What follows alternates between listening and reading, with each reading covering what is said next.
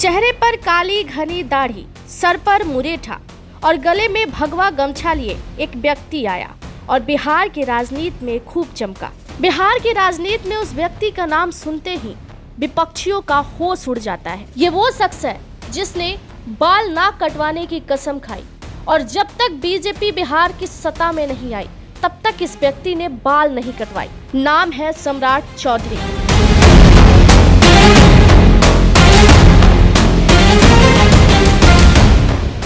16 नवंबर 1968 को मुंगेर जिला के लखनपुर गांव में पैदा हुए सम्राट चौधरी।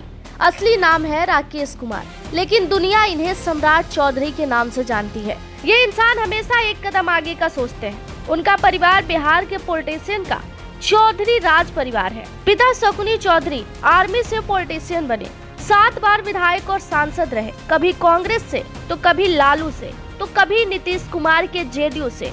ये आदमी पार्टी चेंज करने का चैंपियन था। माँ पार्वती देवी भी तारापुर से एक बार की विधायक रही। कल्पना कीजिए, बचपन से ही घर में चुनावी बहस, रैली और वो राजनीतिक फायर जो आज भी सम्राट चौधरी के अंदर झलकता है। लेकिन उनके जीवन में असली ट्विस्ट आया 1995 में। उनके पिता और खुद सम्राट पर कांग्रेस लीडर सचिदानंद सिंह का हत्या का केस लगा और ये कंट्रोवर्सी सम्राट चौधरी के फैमिली को लाइमलाइट में ला दिया। लेकिन चौधरी परिवार ने हार नहीं मानी। सम्राट ने मदुरै कामराज यूनिवर्सिटी से हायर एजुकेशन ली, लेकिन किताब से ज्यादा रोड पर सीखा, बिहार की गलियों में घूम घूम कर। सम्राट की राजनीति एंट्री सन 1990 में हुई, लेकिन असली धमाका 2018 में हुआ जब वो बीजेपी में शामिल हुए। पहले वो जेडीयू में थे, लेकिन नीतीश कुमार के साथ मतभेद हो गया। बीजेपी ने उन्हें ओबीसी फेस के तौर पर आगे रखा। बिहार में जब भी बीजेपी के ऊपर जाति का टैग लगा तब वो सम्राट चौधरी को आगे कर देते और बताते कि ओबीसी का सबसे बड़ा चेहरा हमारे पास है। साल 2020 में सम्राट चौधरी विधान परिषद पहुंचे। फिर साल 2024 में नीतीश कुमार ने महागठबंधन छोड़ा और बीजेपी के साथ गठबंधन किए। 28 जनवरी 2024 को सम्राट चौधरी ने डिप्टी सीएम के पद के लिए शपथ लिया, साथ में विजय सिन्हा भी। लेकिन ये तो शुरुआत थी। 2025 के बिहार विधानसभा चुनाव में उन्होंने तारापुर सीट से चुनाव लड़ा। 1,22,480 वोट से उन्होंने राजद के अरुण कुमार को हरा दिया। अरुण कुमार के खाते टोटल 45,843 वोट ही आए। 20 नवंबर 2025 को फिर सम्राट चौधरी ने पटना के गांधी मैदान में डिप्टी सीएम के लिए शपथ लिया और नीतीश कुमार ने 10वीं बार मुख्यमंत्री के लिए। जब सम्राट चौधरी पंचायत राज मिनिस्टर रहे, उस समय भी उन्होंने धमाल मचाया। मार्च 2021 में विधानसभा स्पीकर विजय कुमार सिन्हा से जोरदार बहस कर लिया और वीडियो वायरल हो गया। पूरा वीडियो देश में वायरल हुआ और सम्राट चौधरी ने खूब उस समय लाइमलाइट बटोरी। सम्राट चौधरी ने कहा कि मैं चुप नहीं रहूंगा, ये मेरा अधिकार है और मैं जरूर बोलूंगा। सम्राट चौधरी की सबसे बड़ी खासियत ये मानी जाती है कि वो जब जो बोलते हैं वो करते हुए नजर आते हैं। जब तक बिहार में बीजेपी की सरकार नहीं आएगी तब तक मैं बाल नहीं कटवाऊंगा, ये बयान उनका है और ये 2015 से चलता आ रहा है। और ठीक ऐसा ही हुआ।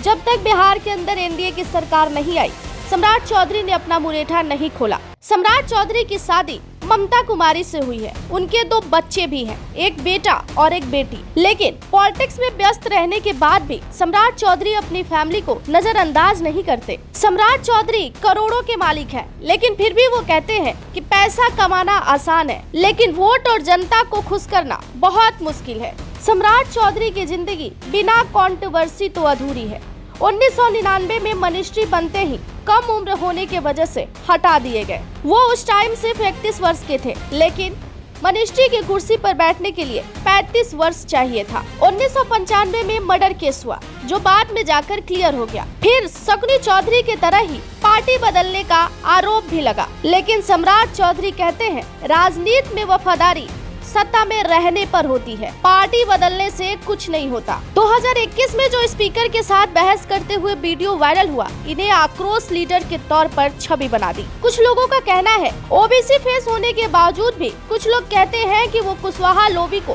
प्रमोट नहीं करते हैं।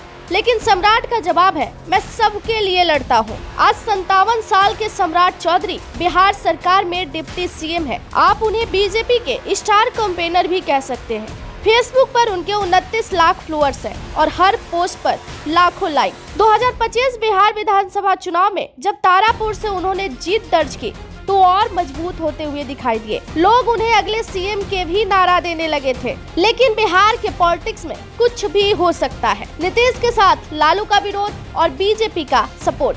धन्यवाद। बाकी की तमाम जानकारियों के लिए जुड़े रहिएगा हमारे साथ।